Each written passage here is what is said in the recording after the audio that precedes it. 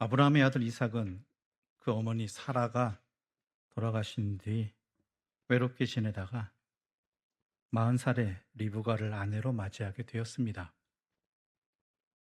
그런데 시간이 지나도 두 사람 사이에 아기가 생기지 않았죠.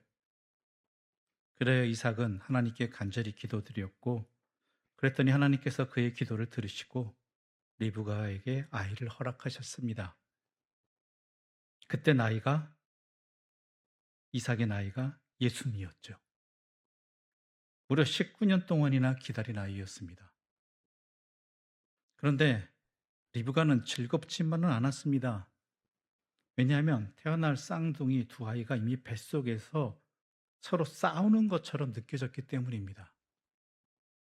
그래야 리브가는 이 아이들이 태어나서도 이처럼 싸우면 어찌하겠는가라고 염려한 것이지요. 그래서 리브가는 걱정스레 하나님께 기도합니다. 그러자 하나님께서는 두 국민이 내 태중에 있구나.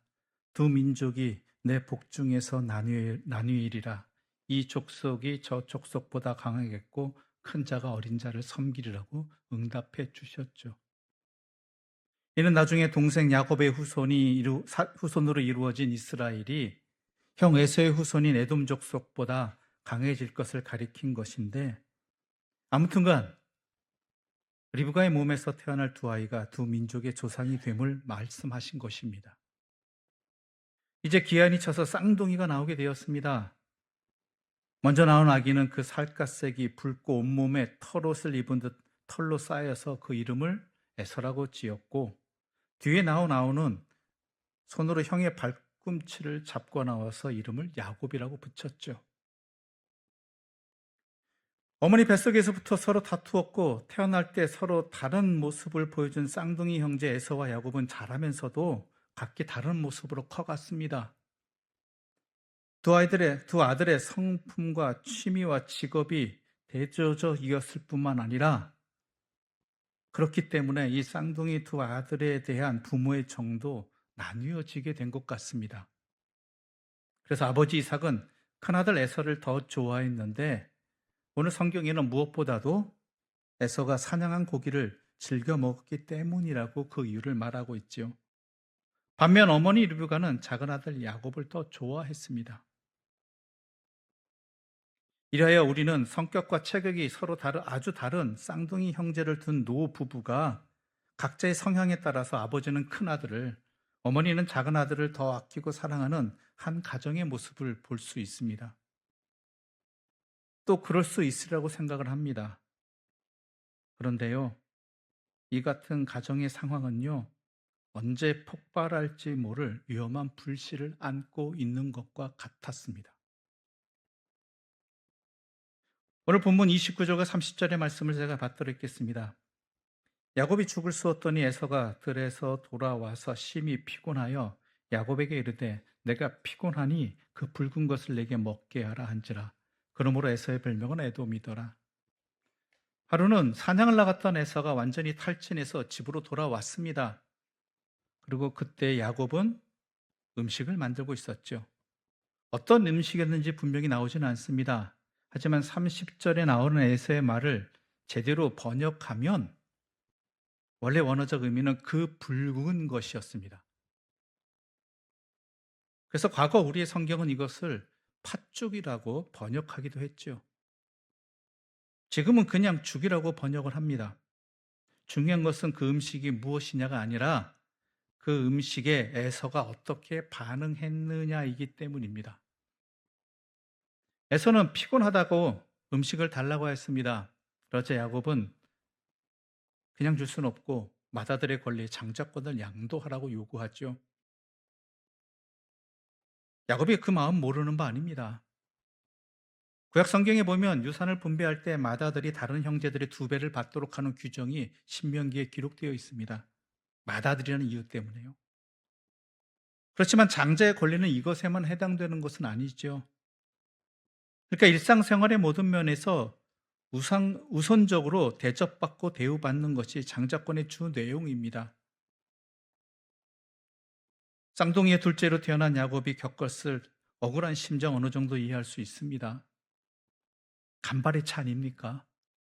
형의 발꿈치를 잡고 나왔으니까 진짜 간발의 차지요. 그래서 둘째가 되었는데 그로 인한 손실은 너무나 컸죠.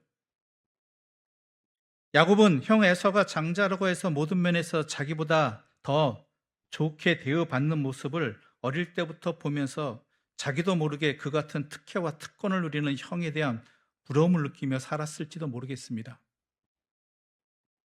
게다가 부모의 편에는 이런 야곱의 불만을 더욱 부채질하였습니다.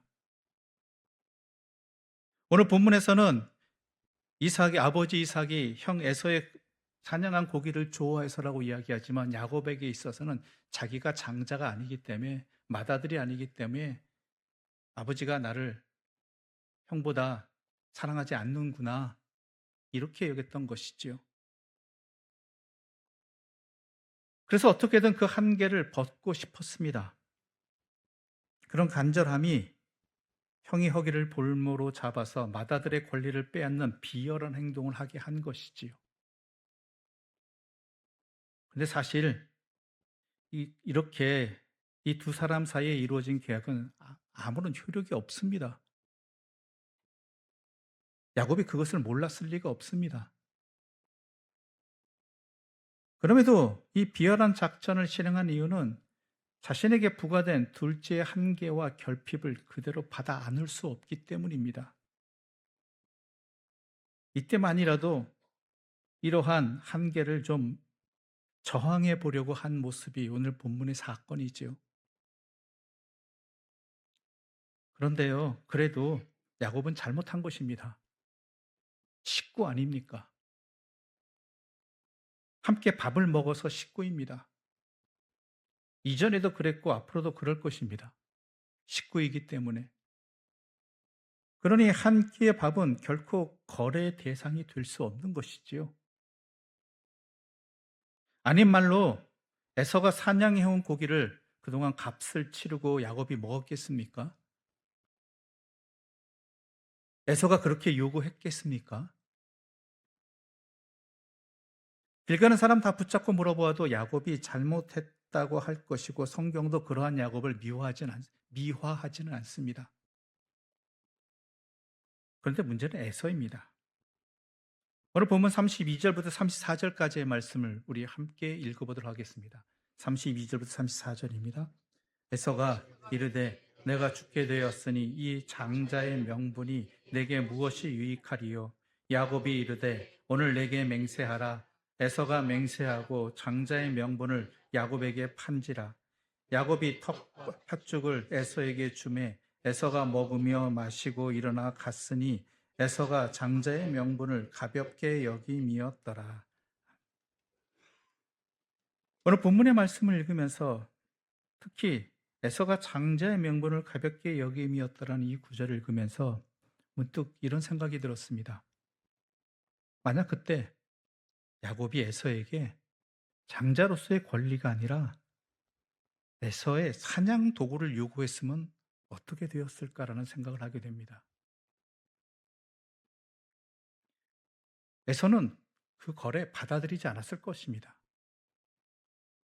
그까지 죽 한 그릇 주면서 이 중요한 사냥 도구를 요구하냐고 화를 냈을 것입니다.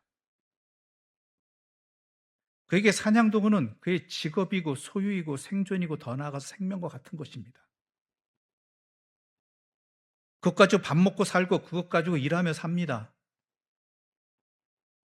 그러니 죽 한 그릇에 그것 달라고 하는 게 말이 되느냐고 도리어 펄쩍 뛰었을 것입니다.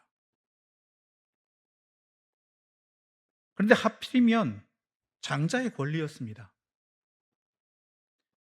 에서는 자신에게 주어진 이 맏아들의 권리가 얼마나 귀한 것인지를 깊이 생각하지 않았음이 분명합니다. 이미 누리고 있다고 생각하고 있고요. 당연하게 자기에게 주어진 권리이기 때문입니다. 그리고 거래한다고 사라지게 될 것 같지도 않습니다. 당장 급해 보이지도 않죠. 배고픈데 뭐 장자가 권리가 급하겠습니까? 사냥꾼이자 전사로서 살아가는데 필수적인 것처럼 생각되지도 않았습니다. 자기에게는 사냥 도구가 필요한 것이죠, 지금. 뭐랄까요? 있으면 좋지만 없어도 지금 당장은 그다지 불편할 것 같지 않은 그런 것.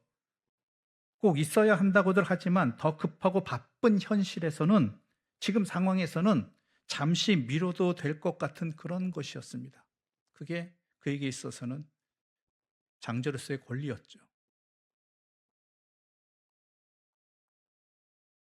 아마 그래서 그 거래를 받아들였을 것입니다. 심각하게 받아들이지 않았습니다. 대수롭게 생각하지도 않았습니다. 당장 이 급한 지금의 상황을 벗어나는 게 더 중요하다고 생각했습니다. 그래서 기꺼이 그 거래를 받아들인 것입니다. 맛있게 먹고 마시고 기분 좋게 일어나서 나갔습니다. 그런데 아마 에서는 이 이야기의 끝이, 에서는 이와 같이 마다들의 권리를 가볍게 여겼다라는, 장자의 명분을 가볍게 여겼다라는 것으로 끝날 것이라고는 결코 생각하지 못했을 것입니다. 그런데 중요한 것은 이게 과연 에서만의 이야기인가라는 것입니다. 우리의 모든 상황이 사실은 선택의 자리입니다. 우리의 인생은 그 선택에 따라서 만들어져 갑니다. 그리고 그 모든 선택에는 그에 합당한 대가 역시 치르게 되어 있습니다. 돈을 선택했다라면 돈 대신 치러야 하는 것이 있을 것이고, 일을 선택했다라면 일 대신 치러야 하는 것이 있을 것입니다. 그런데 우리는 과연 무엇을 주고 무엇을 얻고 있는가 하는 것입니다. 그 선택과 결과가 에서와 다르다고 말할 수 있을까 하는 것입니다. 만약 우리에게 사냥 도구를 팔라고 한다라면, 다시 말해서 어떤 것을 얻기 위해서 내려놓아야 하는 것이 우리의 진학이나 취업이나 승진이나 사업이나 성공이나 부나 명예, 권력, 지위, 부동산 같은 것이었다라면, 그것을 달라고 한다라면 어떨 것 같습니까? 얻게 될 것이 얼마나 대단한 것인지는 모르겠지만 아마 쉽지 않을 것입니다. 엄청나게 많은 고민을 하게 될 것입니다. 반면 우리에게 마다들의 권리를 팔라고 한다라면, 다시 말해서 어떤 것을 얻기 위해서 내려놓아야 하는 것이 보이지 않는 것들이나 그런 것들을 위한 수고라면 어떨 것 같습니까? 예를 들어서 지금 당장의 이 배고픔을 해결하기 위해서, 이 위기를, 이 현실을 해결하기 위해서 하나님과의 관계와 그것을 위한 기도나 예배, 헌신 등을 내려놓으라고 한다면 말입니다. 현실적인 성과를 위해서, 문제 해결을 위해서 가정과 일터 사회에서 하나님의 사람으로서의 사귐이나 나눔이나 수고나 희생, 양보, 절제, 배려 등을 내려놓으라고 한다면 어떻겠느냐라는 것입니다. 에서와는 다르게 지금 죽을 지경인데 그게 뭐 그리 대단한 거냐 하지 않을 자신이 있겠느냐라는 것입니다. 당장 급한 일을 하고 그 다음에 차분히 생각해도 되지 않겠느냐라는 나름 합리적인 생각을 이길 자신이 있겠느냐라는 것이죠. 특히 우리 자녀들에게 이것을 대입해 볼 필요가 있습니다. 내 자신도 그러하지만 내 자녀들이 이러한 선택의 자리에, 상황에 놓여 있다라면 세상이 얼마나 대단한 것을 줄지는 모르겠지만 내 자녀들의 그 장자의, 하나님의 사람으로서의 그 권리를 팔라라고 이야기한다라면, 아니면은 내 자녀들의 학업이나 미래나 직장이나 아니면 부나 이런 것들을 또한 내놓으라고 한다라면, 여러분은 에서와 같은 선택을 하지 않을 자신이 있느냐라는 것이죠. 나는 모르겠지만 내 자녀들에게는 과연 또한 어떠하겠느냐라는 것입니다.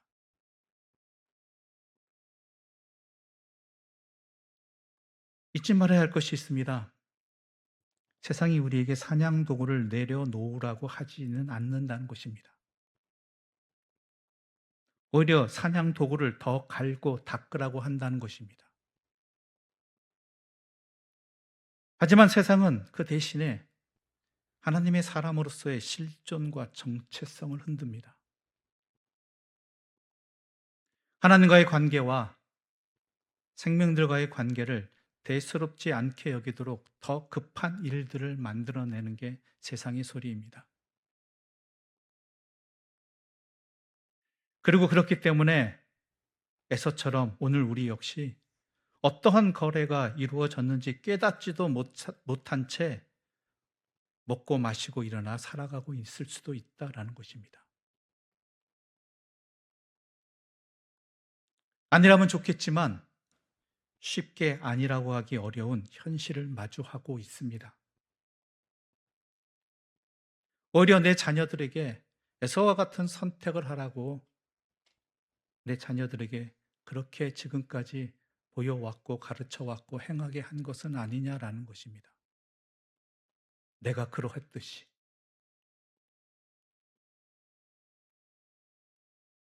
그러므로 스스로 깨어서 정신 바짝 차려야 한다는 것입니다. 들어야 할 소리와 듣지 말아야 할 소리를 잘 구별해야 한다는 것입니다. 한 번, 두 번 하는 사이에 에서처럼 살아가게 되어버릴지도 모르기 때문입니다. 아무런 고민 없이, 아무런 갈등 없이 오히려 편안하게, 당연하게 그렇게 살아갈 수도 있기 때문입니다. 한번 내 삶을 돌아보시기 바랍니다. 또한 내 자녀들에게 가르치고 보여주고 행하게 한 것이 무엇인지 돌아보기는 이 자리, 이 말씀 앞에서 우리가 되기를 바랍니다. 무엇을 얻고 무엇을 내어 주었는지 정신 차려야 한다라는 것입니다. 그러므로 우리는 구해야 됩니다. 하나님께서 믿음과 용기를 주셔서 그 무엇보다도 하나님 안에 머물며 그 뜻을 따라 살아가게 해달라고 에서와 같은 선택을 당연한 듯 하지 않게 해달라고 특히 내 자녀들에게 있어서 그러지 말게 해달라고 우리는 하나님께 간구해야 되고 그러기 위해서는 먼저 내 자신을 돌아볼 수 있는 그러한 하나님의 말씀 앞에 선 자로 이 시간을 삼아야 한다는 것입니다. 부디 바라기를 에서와 같은 선택을 하지 않기를 바랍니다.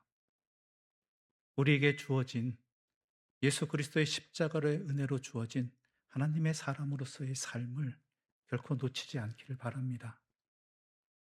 내 배고픔에 내 상황 속에 흔들리지 않기를 소망합니다. 영원한 것은 하나님과의 관계밖에 없기 때문이고 하나님과의 관계 속에서 살아가는 삶이 우리에게 주어진 은혜의 자리이기 때문입니다. 이 말씀을 가볍게 듣지 말기를 바랍니다. 깊이 깨닫고 내 자신을 돌아보면서 내 자녀들에게 제대로 가르치고 전할 수 있는 그러한 발걸음을 남기는 하나님의 사람들 되시기를 간절히 소망합니다.